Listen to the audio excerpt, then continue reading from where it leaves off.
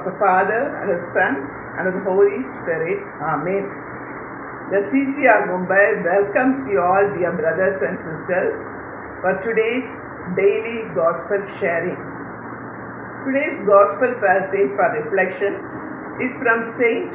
Mark chapter 16, verses 9 to 15. Let me read that for you. Now, after he rose early on the first day of the week, he appeared first to Mary Magdalene, from whom he had cast out 7 demons. She went out and told those who had been with him, while they were mourning and weeping. But when they heard that he was alive and had been seen by her, they would not believe it. After this, he appeared in another form to 2 of them as they were walking into the country. And they went back and told the rest, but they did not believe them. Later, he appeared to the 11 themselves as they were sitting at the table, and he upbraided them for their lack of faith and stubbornness, because they had not believed those who saw him after he had risen. And he said to them, "Go into the world and proclaim the good news to the whole creation." The Gospel of the Lord. Praise and thanks be to God.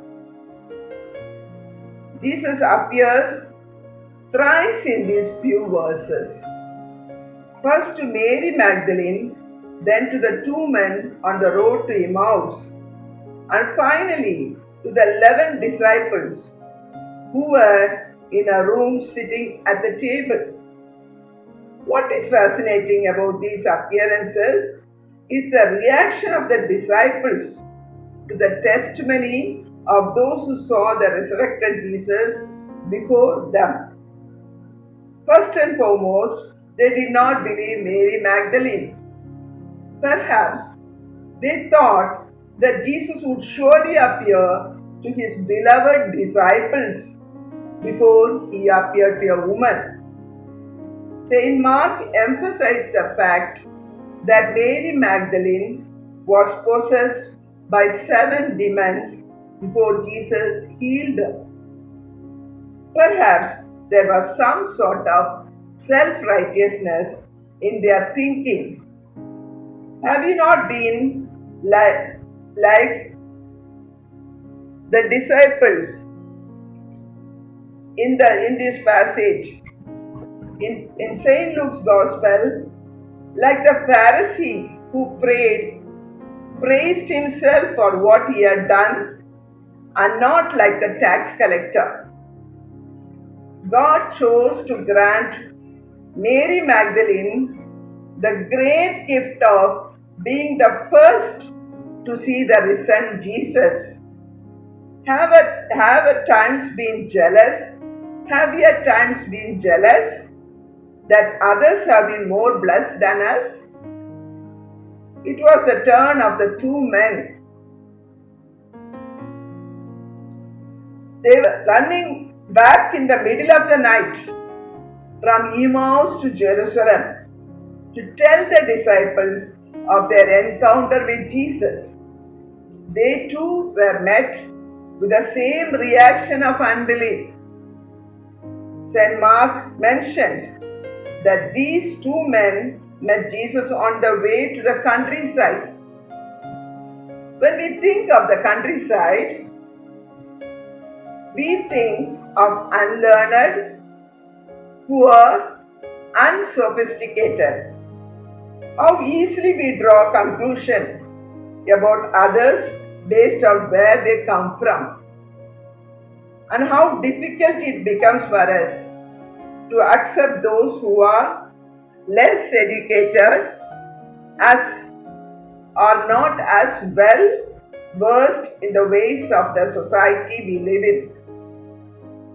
Jesus finally appears to the 11 disciples, and the first thing he does is to scold them for their unbelief and hardness of heart. These disciples who walked with Jesus, ate with Jesus, and was there with Jesus for 3 years, and witnessed the miracles that Jesus performed, and listened to everything he had to say, including the foretelling of his death and resurrection, did not believe when all that he said came true. The hardness of the heart of disciples of not believing unless they had seen him with their own eyes and touched him with their own hands is fascinating too. The question we need to ask ourselves is whether we truly and completely believe in the testimony of his disciples, the apostles, the prophets, and the saints who went much before us. Have we at times questioned the existence of God, especially in times of trials and troubles? Have you not experienced a weakening of our faith at times?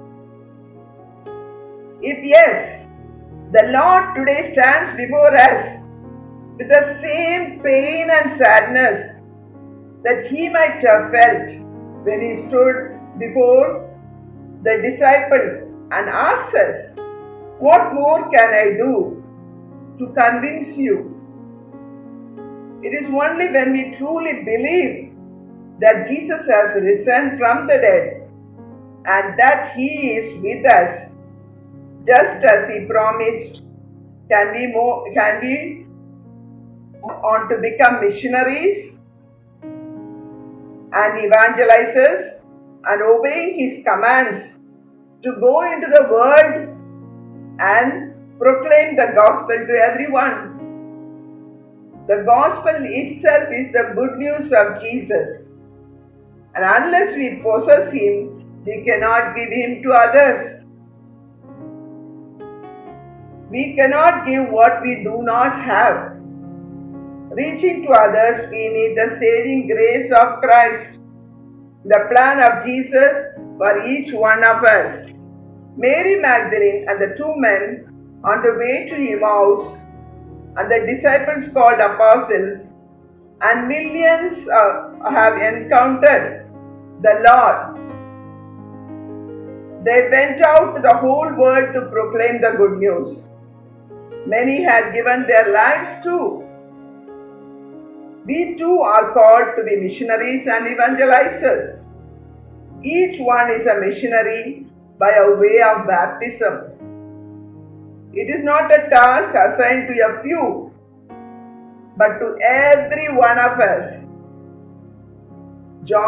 St. John 12:24 says, "Very truly I tell you, unless a grain of wheat falls into the earth and dies, it remains a single grain. But if it dies, it bears much fruit. So let us die to ourselves and to become true disciples and ask the Lord to bless us and give us the firm belief and trust in the Lord. To a missionary heart, the heart that has experienced the saving love of the Lord, and the new heart in its fervor, and ask the Lord to give us the strength and courage to proclaim the good news first to our neighbors, friends, relatives, to our society, to our town, to our country, and to the whole world. In the name of the Father, and the Son, and the Holy Spirit. Amen.